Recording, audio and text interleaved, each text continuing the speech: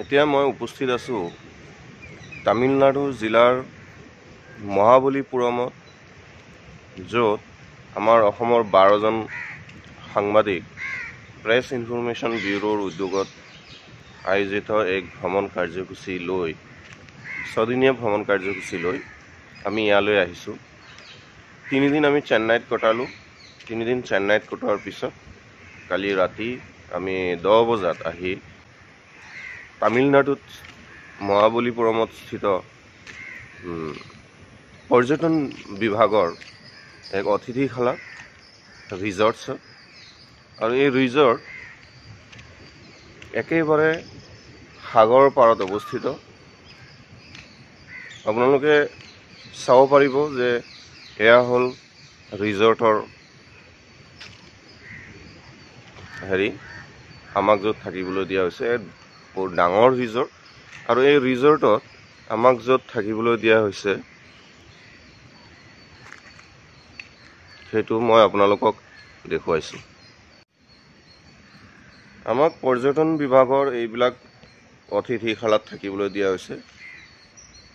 এইবিলাক একোটা ছিংগল আৰু VIP ৰুম, আৰু আমাক য'ত থাকিবলৈ দিয়া হৈছে সেইটো সেই আগৰ এইবিলাক ৰুম, যিবিলাক ৰুম 2 মহলীয়া, তলত আছে এটাকৈ ৰুম আৰু ওপৰত আছে এটাকৈ ৰুম। সেই ৰুমবিলাকত সকলো ধৰণৰ ব্যৱস্থা আছে। নিজে চাহ বনাই খাব পৰা ব্যৱস্থা আছে, বাথৰুমৰ ব্যৱস্থা আছে, AC-ৰ ব্যৱস্থা আছে। আমি ইয়াত সুন্দৰকৈ ৰাতিটো কটালোঁ। তাত ইয়াৰ আটাইতকৈ আৰু এটা ডাঙৰ সুবিধা হৈছে কি, একেবাৰে সাগৰৰ পাৰত হোৱা হেতুকে সাগৰৰ পৰা ধুনীয়াকৈ বতাহ আহি থাকে, আৰু ইয়াৰ সাগৰৰ এক পানীৰ ঢৌৰ শব্দ আপোনাৰ মন প্ৰাণ চুই নিয়ে। সাগৰৰ পাৰৰ সেই ফিৰফিৰীয়া আৰু সুন্দৰ বতাহজাকে আপোনাক ইয়াত আহ্লাদিত কৰিব। দেখিবলৈ ধুনীয়া, গতিকে বলক আমি অলপ চাই আহোঁ সাগৰৰ পাৰৰ কি অৱস্থা। এইটো মোৰ ৰুম নাম্বাৰ। ইয়াত আমাক থাকিবলৈ দিয়া হৈছে এইটো 229 ৰুম। ইয়াৰ তলত এটা ৰুম আছে, এইটো হ'ল 121। গতিকে এইটো চিৰি দি এনেকৈ উঠি যাব লাগে। যোৱাৰ পিছত এতিয়া আমি যাম সাগৰৰ পাৰলৈ। এই দেখিছে, জাষ্ট মাত্ৰ কেইমিটাৰমান দূৰতে সাগৰ অৱস্থিত।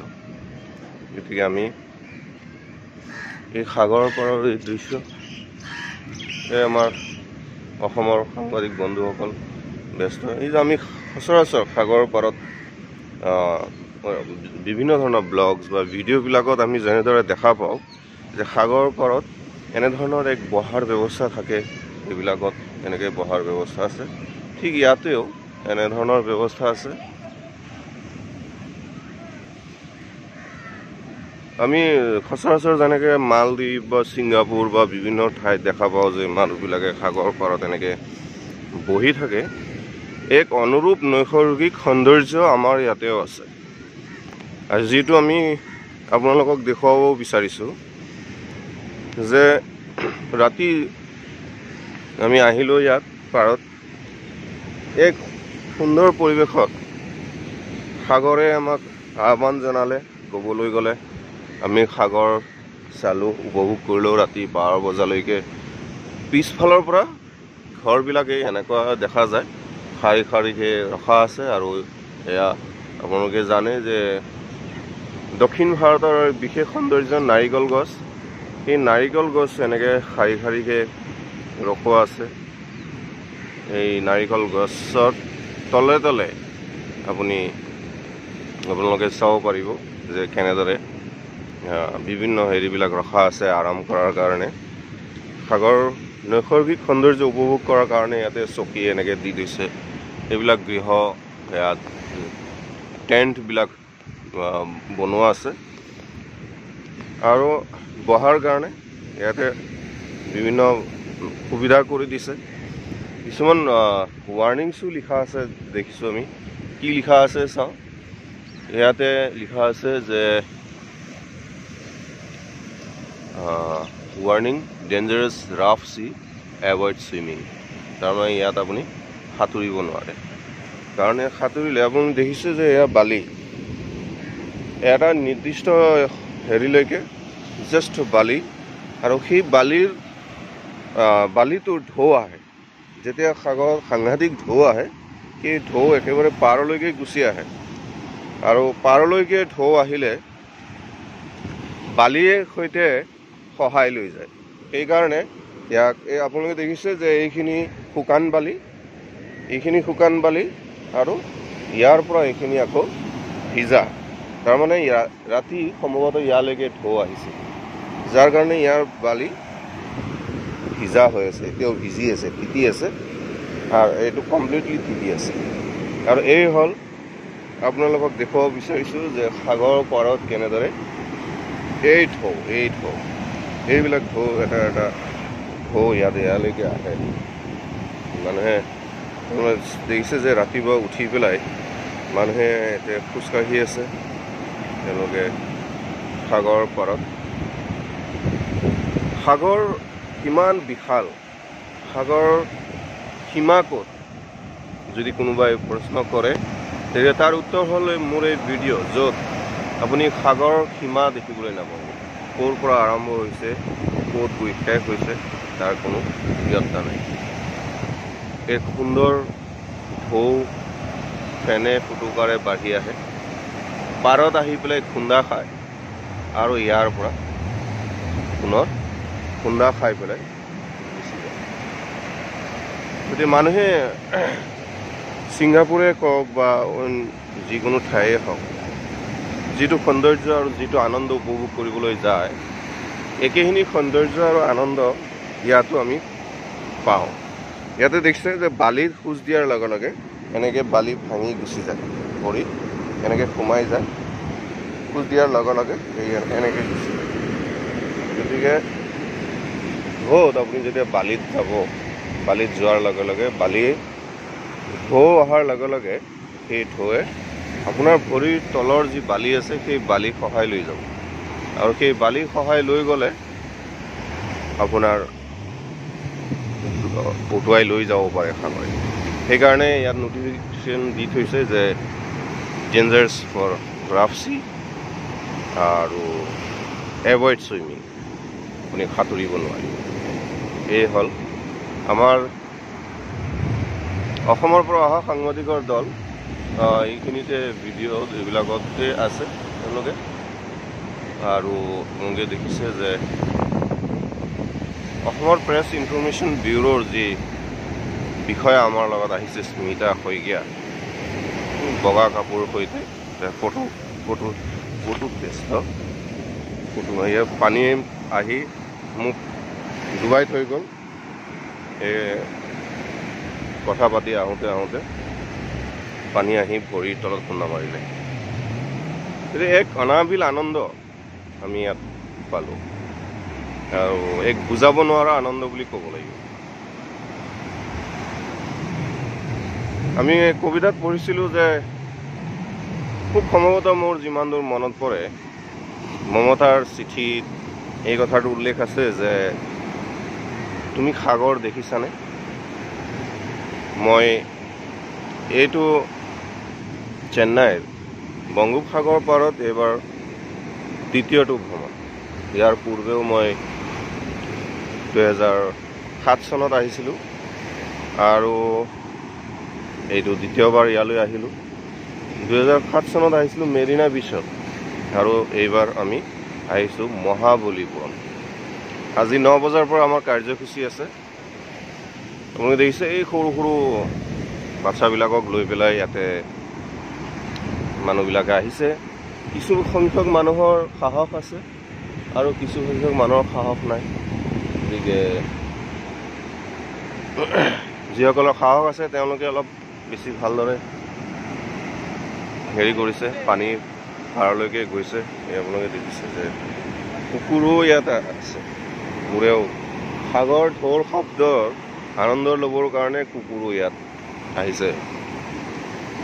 আৰু পুৱাত আপুনি দেখিছে যে বেলিটো একেবাৰে মূৰত, এই বেলি একেবাৰে মূৰত। আৰু সাগৰ বিস্তৃতি সন্দৰ্ভত আপুনি চাওক যে বিস্তৃতি কিমান, এই পানী ঢৌ ইমান ওপৰলৈকে আহিছে যে আনকি কুকুৰকো এবাৰ ধুৱাই থৈ আৰু আৰু আৰু এবাৰ আহি আছে ঢৌ। এইটো ডাঙৰকৈ ঢৌ আহিছে, এইটো এই মোলৈ ইয়াৰলৈকে আহিছে। ঢৌ আহে, আপোনাৰ ভৰিত এক মৃদু স্পৰ্শ কৰি আকৌ গুচি যায়। যিসকলে ভিডিঅ' চাই আছে তেওঁলোকে এক অনাবিল আনন্দহে লাভ কৰিব পাৰিব। গতিকে ভাৰতবৰ্ষতো পৰ্যটনৰ এক বিৰাট সম্ভাৱনীয়তা আছে। এগৰাকী মহিলা ইয়াত খোজকাঢ়ি আছে। মহিলা এগৰাকী সম্ভৱতঃ ফুৰিবলৈ আহিছে ভাৰতবৰ্ষৰ বিভিন্ন ঠাইৰ পৰা হ'ব। তেওঁলোকে খোজকাঢ়ি আছে আৰু এক মাছ সাগৰৰ ফালে এই আমাৰ এগৰাকী সাংবাদিক বন্ধুৱে ইয়াতে সূৰ্য নমস্কাৰ কৰি আছে। আপোনালোকে নিশ্চয় দেখিছে। জ্যোতিদীপ বৈশ্য, আমাৰ টাইম 8ৰ এংকৰ সাংবাদিক, তেওঁ প্ৰাৰ্থনা কৰি আছে। ক্ৰমান্বয়ে বেলিটো একেবাৰে স্পষ্ট হৈ আহিছে আৰু মূৰৰ ওপৰলৈ উঠি আছে। আপোনালোকে বৰ্তমান আকাশৰ অৱস্থা চাব পাৰে, কি অৱস্থা হৈ আছে।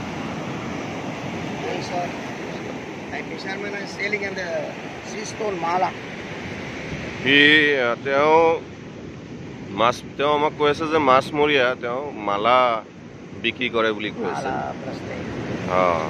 ইয়াতে সাগৰ ঢৌত শামুক আহে, শামুকৰ খোলা আহে আৰু সেই শামুকৰ খোলাৰে তেওঁলোকে মালা তৈয়াৰ কৰে।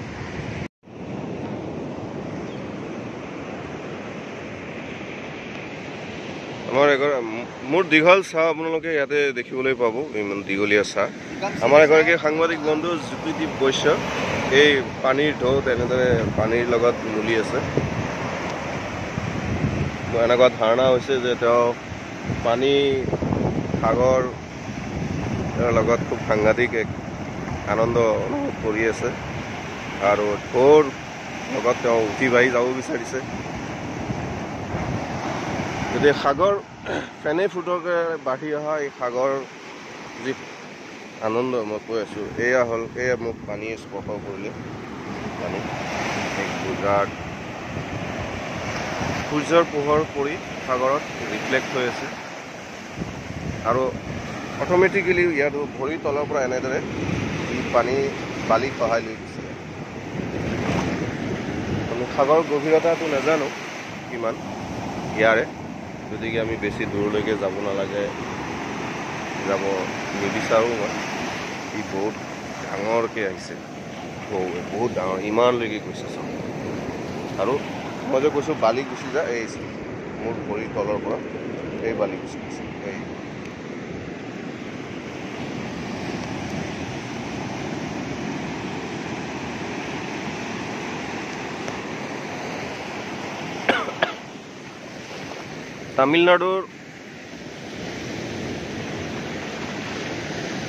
তামিলনাডুৰ যি পৰ্যটন বিভাগ, তেওঁলোকে এক সুন্দৰ ব্যৱস্থা কৰি ৰাখিছে। ইয়াত ঘৰবিলাক এনেদৰে নিৰ্মাণ কৰিছে যে ঘৰৰ বাৰান্দাত বহি আপুনি ধুনীয়াকৈ ইয়াৰ সৌন্দৰ্য উপভোগ কৰি থাকিব পাৰিব। আৰু ৰাতি 12 বজালৈকে সম্ভৱতঃ তেওঁলোকে এলাউ কৰে ইয়াত থকাৰ কাৰণে। তাৰপিছত আৰু তেওঁলোকে ইয়াত থাকিবলৈ নিদিয়ে, যিহেতু ৰিক্স হয়। আৰু আপোনালোকে জানে যে এবাৰ চুনামি আহিছিলে, গতিকে চুনামি অহাৰ সময়ত ইয়াৰ ঢৌ ইমান শব্দ আৰু ইয়াৰ ঢৌ ইমান দূৰলৈকে আহে।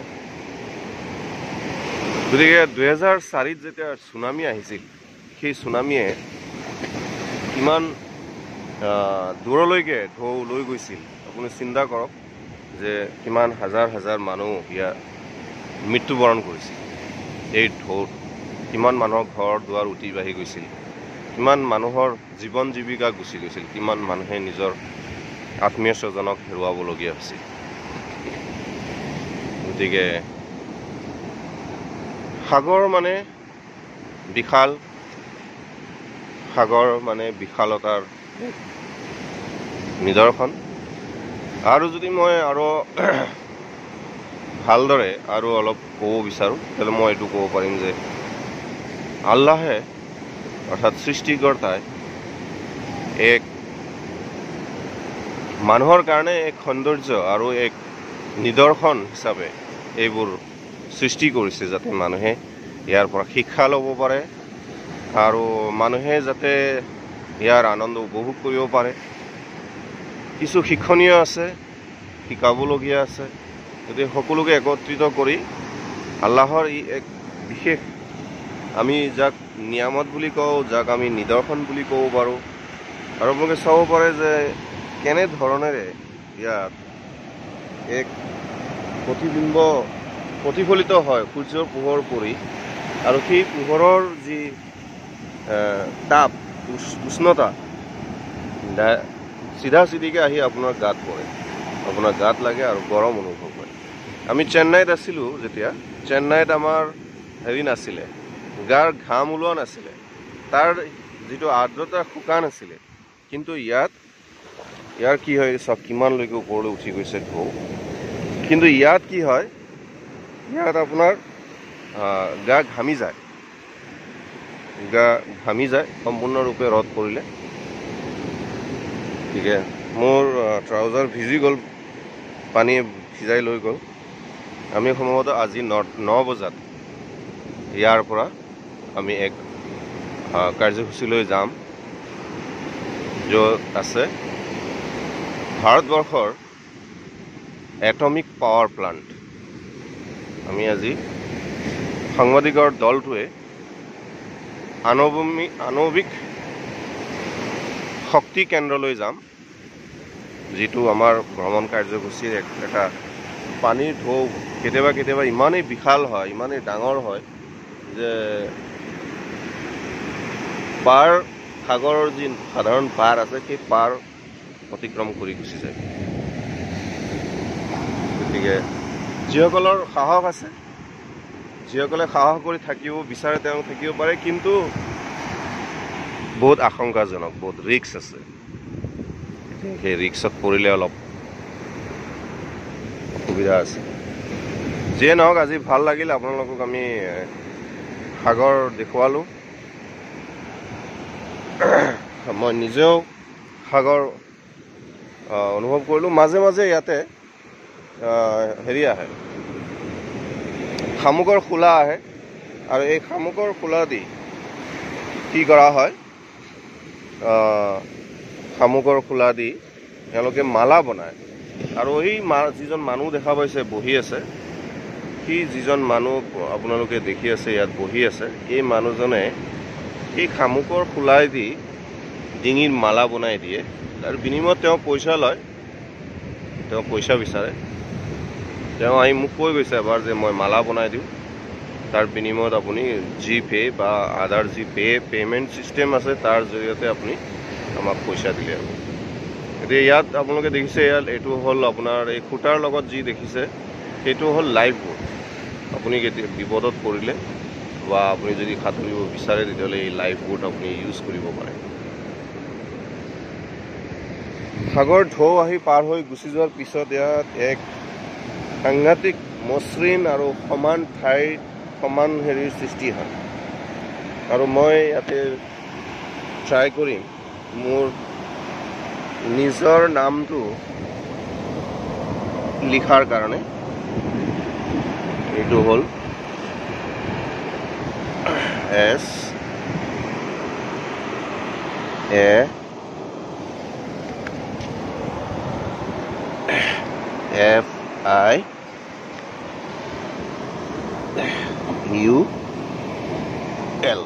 এই মোৰ নাম। অকণমানৰ কাৰণে মই নোৱাৰিলোঁ, প্ৰায় গুচিয়ে গৈছিলোঁ উঠি। এই মই নাম লিখিছোঁ হাতেৰে বালিত, মোৰ নাম। ঠিকে, ভাল লাগিল মুঠতে।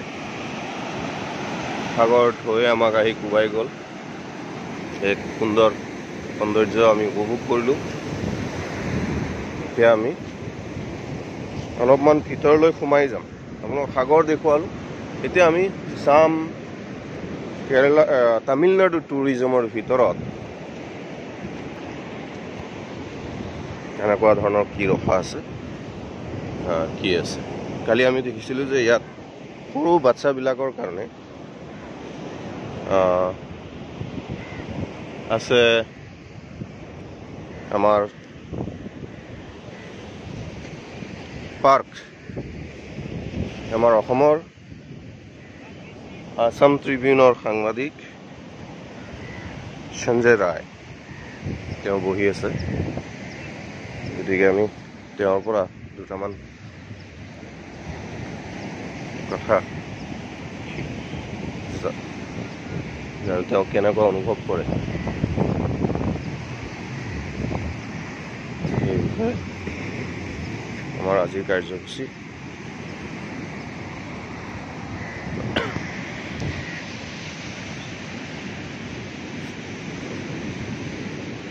নহয়, আমি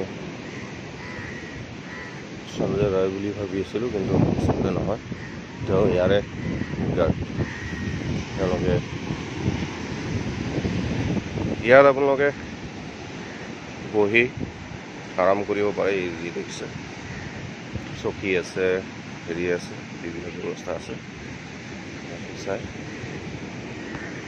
এইটোত এই ঝুলনা আছে, ইয়াত আপুনি বহি আৰামত ঝুলি থাকিব পাৰে। গতিকে এটা সকলো ব্যৱস্থা কৰি দিছে। নাৰিকল গছ, কোকনাট গছ, ইয়াৰো আনন্দ আপোনালোকে উপভোগ কৰিব পাৰে। ইয়াতে ছিকিউৰিটি গাৰ্ড আছে, তেওঁলোকে ইয়াতে সদায় পহৰা দি থাকে যাতে মানুহৰ কোনো বিপদ নহওক, মানুহে কোনো অসুবিধা নাপাওক। আৰু তেওঁলোক তামিল হোৱাৰ কাৰণে তামিল ভাষাটোৰ প্ৰতি তেওঁলোকৰ এটা বিশেষ হেৰি আছে। তেওঁলোকে ইয়াৰে যি সাধাৰণ হেৰি মানুহ, তেওঁলোকে তামিল লেংগুৱেজ কয় পৰাপক্ষত তেওঁলোকে, আৰু ডাঙৰ হেৰি মানুহৰ বাদে, ইংৰাজীৰ বাদে বাকীখিনি তামিল কয়। দুই এটা ৱৰ্ড হয়তো তেওঁলোকে হিন্দী ক'ব পাৰে, কিন্তু তাতকৈ বেছি নহয়। গতিকে এয়া হ'ল, আমি এতিয়া গৈ আছোঁ ঘৰ ষ্টাইলবিলাক এই এনেকুৱা চাব। ইয়াতে 2মহলীয়া ঘৰ, এটা তলত আছে, ওপৰত আছে। গতিকে এই হ'ল ঘৰৰ ষ্ট্ৰাকচাৰ। ইয়াতে বিভিন্ন গছ গছনি আছে। এইটো হ'ল ৰাস্তা। আমি এতিয়া পৰ্যটন কেন্দ্ৰৰ সোমাইছোঁ। আগতে সাগৰ পাৰত আছিলোঁ, এতিয়া পৰ্যটন কেন্দ্ৰৰ এক ধুনীয়া পৰিৱেশ।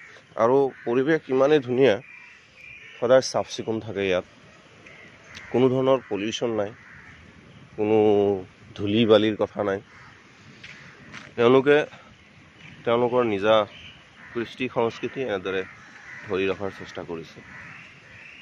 গছ গছনি আছে, ঠায়ে ঠায়ে তেওঁলোকে ডাষ্টবিনৰ ব্যৱস্থা কৰিছে, সৰু সৰু গলি বনাই দিছে, যাৰ জৰিয়তে আমি কি কৰিব পাৰোঁ, তেওঁলোকৰ যি সুন্দৰ মন, তেওঁলোকৰ যি ঐতিহ্য, সেই ঐতিহ্যৰ কথা আমি গম পাওঁ। এয়া আপোনালোকে চাওক, জবা ফুল, এতিয়া জবা ফুল ৰাখি থৈছে। গতিকে আমাৰ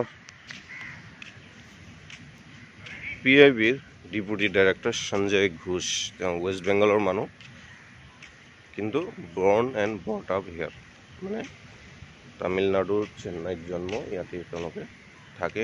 তেওঁ PIBৰ আৰু বহুত অভিজ্ঞতা সম্পন্ন ব্যক্তি। আমি তেওঁক লগ পাইছিলোঁ। এতিয়া মই মোৰ ৰুমলৈ গৈ আছোঁ। এই এনেকৈ চাইডেদি চিৰিদি গৈ গৈ এইটো হ'ল একেবাৰে এই চক সাগৰৰ ঢৌ। এইটো চিৰিয়েদি আকৌ চিৰি ওপৰ মহলা এনেকৈ যাব লাগিব, গৈ এই ধুনীয়া হেৰি। এইটো হ'ল মোৰ ৰুম, ইয়াতে আমি আছোঁ। এইটো হ'ল বাথৰুমৰ অৱস্থা, ধুনীয়া বাথৰুম। সকলোবিলাক সুবিধাই আছে। তাৰপিছত এয়া হ'ল থকা ৰুম। চাহ বনাই খোৱাৰ ব্যৱস্থা আছে, কাপোৰ কানি ৰখাৰ ব্যৱস্থা। মোৰ সাংবাদিক বন্ধু শিলচৰৰ মুকছুদুল আলম চৌধুৰী। এই হ'ল থকাৰ বেড, আমি একেলগে আছোঁ। AC আছে আৰু এইটো হ'ল উইণ্ড' ভিউ। এই চাওক, ইয়াৰ পৰা ডাইৰেক্ট সাগৰ পাৰলৈ আমি চাই থাকিব পাৰোঁ। বাহিৰত চকী ৰখা আছে, তাতে বহি চাহৰ আমেজ আৰু সাগৰীয়া বতাহৰ অভিজ্ঞতা লাভ কৰিব পাৰোঁ। আজিলৈ ইমানেই। এতিয়া আমি পৰৱৰ্তী কাৰ্যসূচীলৈ গৈ আছোঁ, পিছলৈ আৰু বিস্তাৰিত লৈ আহিম। ধন্যবাদ।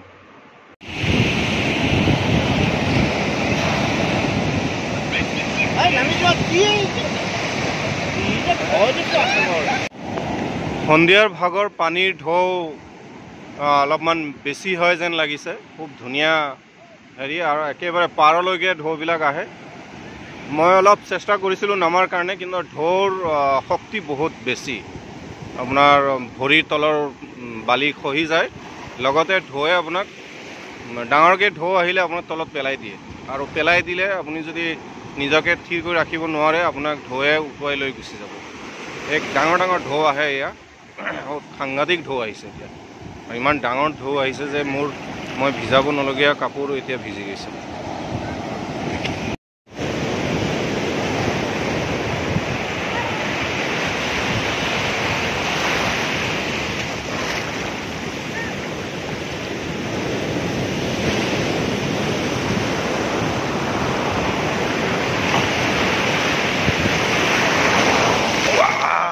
বহুত বেছি আহিছে এতিয়া, বেছি।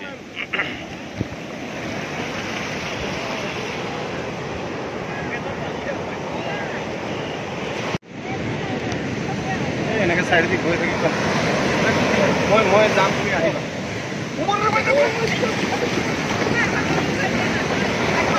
ভাত তিতি আছে, মই ধৰিহে আছোঁ, পূৰা তিতি আছে।